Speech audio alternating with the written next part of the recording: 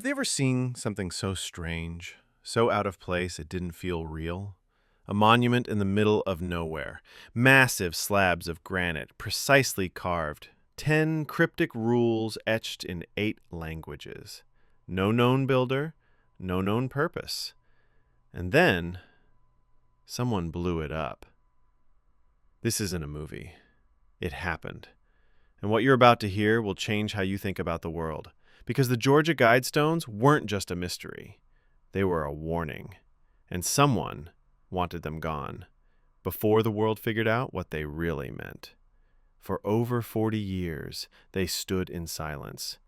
4 granite slabs, towering nearly 20 feet high, weighing over 230,000 pounds, rising from a grassy field in rural Elbert County, Georgia. They weren't near a church, or a town, or even a road anyone really used, but they were precise, aligned with the sun, the stars, and the North Star. A hole drilled through the center slab always pointed to Polaris. Another opening framed the rising sun during the summer and winter solstices. At noon, a shaft of light would pierce through a slit and mark the day on the stone below. This wasn't just a monument. It was a calendar, a compass, a clock, built to outlast civilization itself. On March 22, 1980, the cloth was pulled away in front of a small crowd. What they saw wasn't beautiful. It was chilling. 10 rules carved deep into the granite. Rules for humanity. The first one stopped people in their tracks. Maintain humanity under 500 million in perpetual balance with nature. There were over 4.4 billion people on Earth at the time. That meant over 90% didn't make the cut. It didn't take long for the whispers to start. Was this a guide for survivors after the apocalypse? Or a declaration from a group that wanted to bring it on? The languages carved into the stone were English, Spanish, Swahili, Hindi, Hebrew, Arabic, Chinese, and Russian, covering billions of people. And on the capstone, ancient scripts, Babylonian cuneiform, classical Greek, Sanskrit, and Egyptian hieroglyphs. Some called it America's Stonehenge, but not with awe, with fear. Preachers called it satanic. Activists said it was a globalist plan for mass death. Conspiracies flew. The Illuminati, the New World Order, eugenics cults. Theories kept multiplying because no one could answer the one question that mattered most. Who built it? All anyone had was a name, R.C. Christian, but it was fake. And for decades, that was all anyone had. At exactly 4:03 a.m. on July 6, 2022, the silence shattered. A blast tore through the quiet Georgia field. One of the 4 slabs exploded into dust. Security footage caught a flash. Then, a car speeding away into the dark. By noon, bulldozers were already on site. Within hours, the entire monument was gone. No forensic team, no extended investigation, no preservation of evidence. A monument, weighing over 200,000 pounds, vanished in less than a workday. The official line? Vandalism by a conspiracy theorist.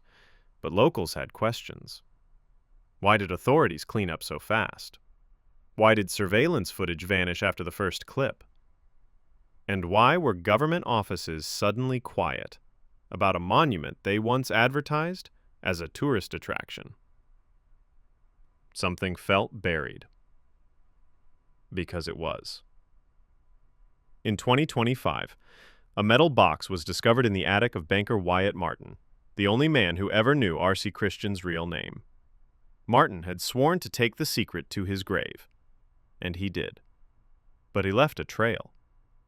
Inside the box, letters, receipts, and architectural plans, and one name, Dr. Herbert Hensley Kirsten, a respected physician from Fort Dodge, Iowa, a family man, a surgeon, and an unapologetic believer in population control, eugenics, and authoritarian world government.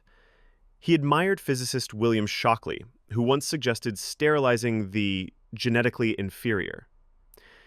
He funded David Duke, former Grand Wizard of the Ku Klux Klan, and in private letters he referred to democracy as a temporary illusion. The Guidestones weren't his endgame. They were his opening act. In a second envelope marked Private, Do Not Release, a new document was found. It was titled simply The Directive, and it wasn't written for survivors. It was written for now. Inside were plans for regional sterilization programs, genetic fitness evaluations, mandatory limits of 2 children per family, and a proposal to cull post-catastrophe populations in flood-prone or resource-depleted zones. The words weren't poetic or abstract. They were cold, mathematical, final. Kirsten had mapped out similar monuments for Patagonia, Iceland, and Western Australia, each designed to survive catastrophe. Each meant to carry updated copies of his 10 rules. Only Georgia's was ever built. But it was never meant to stand alone. When the directive went public, outrage exploded. Protesters lined government buildings. Signs read 500 million is not enough. Investigative journalists tore through old think tank papers, UN policy drafts, and archived environmental reports. And the horrifying part? Pieces of Kirsten's ideology were already in the bloodstream of modern policy. His phrase, regional triage, showed up in climate migration talks. His ideas about reproductive incentives echoed in controversial family planning programs.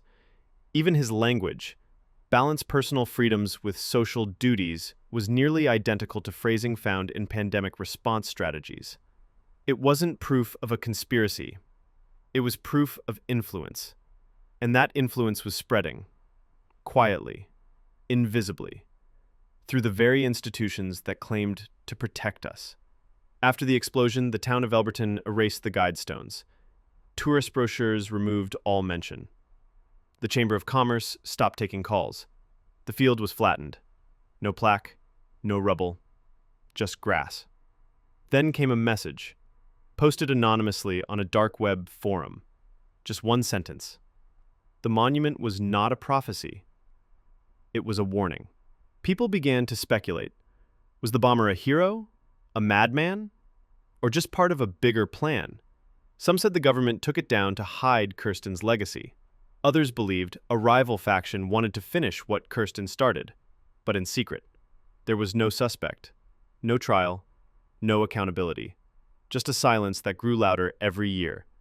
The story of the Georgia Guidestones was never really about a pile of granite in a field. It was about belief, the kind that's strong enough to last longer than flesh, longer than memory. Belief carved into stone. Kirsten's message was meant to guide a future that hadn't yet arrived. But parts of that future are already here, not because people agreed with him, but because the world he feared is becoming the world we live in. Overpopulation, climate collapse, political extremism, resource wars. His solution was horrifying, but his fears, they're no longer fringe. What would drive a man to hide his name, carve his vision into granite, and try to outlive his time? What made him believe that humanity couldn't survive unless most of it was erased? And most importantly, how much of his plan is already in motion?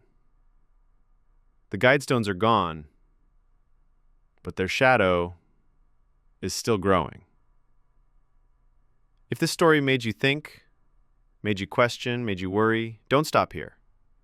Click on the next video popping up now, because this rabbit hole is just getting started. Like, share, and subscribe before someone decides that truth is too dangerous to be seen.